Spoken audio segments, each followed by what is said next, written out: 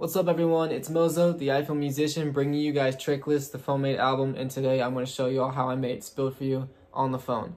This is the first episode of this series I'm going to start doing to show you guys like how I made these songs and everything, just to create and inspire, because if I can do it, so can you. So let's do this shit.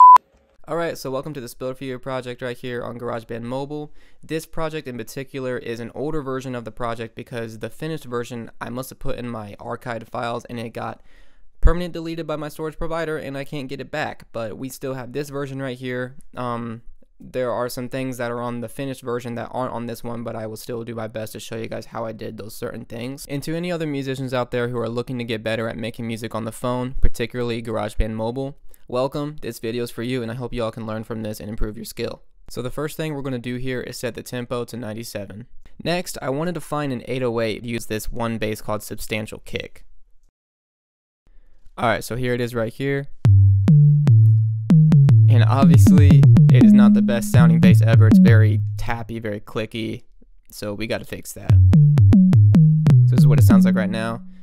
Let's go ahead and turn that attack way down. And that is so much better. Huge difference. We'll leave the decay and the release the same. But let's go ahead and check out the drive here.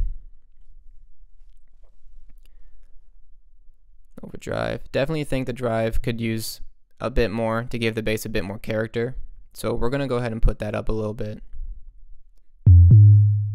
There we go, there we go. We're going to go ahead and fix the output now because the output, it's very loud. Probably not turn it down too much.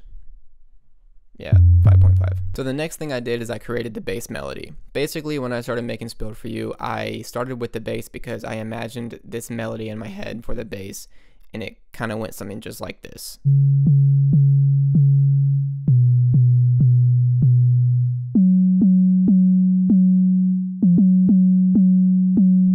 So we're going to go ahead and turn on the metronome here to make sure everything is on beat.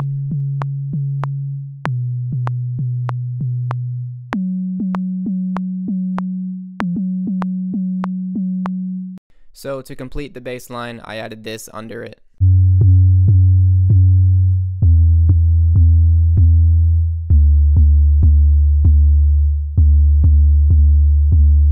Now, I don't want the top bass line to overdo the bottom bass line, so what I'm going to do is I'm going to turn down the velocity. And this is what it sounds like when we put those two together.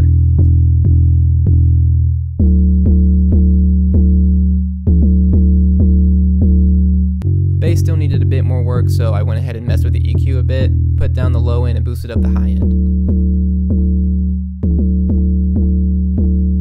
Alright, so the next thing we want to start doing here is start building the beat.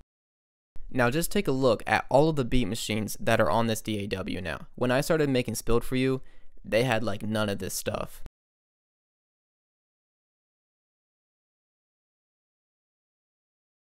We're going to tackle claps first, so what I used was the modern TR-707.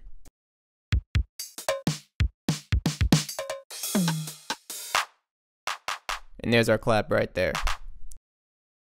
So we got the drive, crush, low cut, high cut. These are what these things do. And obviously that drive is just going to make it loud.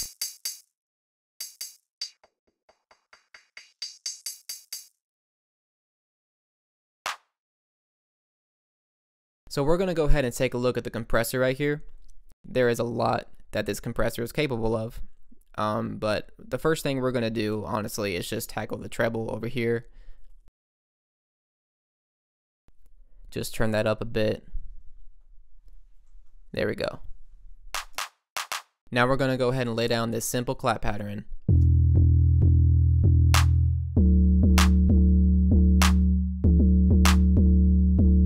Now we want to look for a kick, but like I said before, when I started making Spilled For You, they had like barely any of these drum machines that they have now, and around the time when I was looking for a kick, all of the kicks on GarageBand were just terrible, and here are some of them.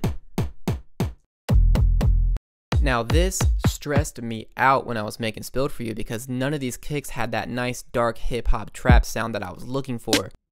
So I had no choice but to go into Apple loops, where some of these loops did have those dark kicks I was looking for, And basically I would just take this loop right here, bring it into a piano sampler,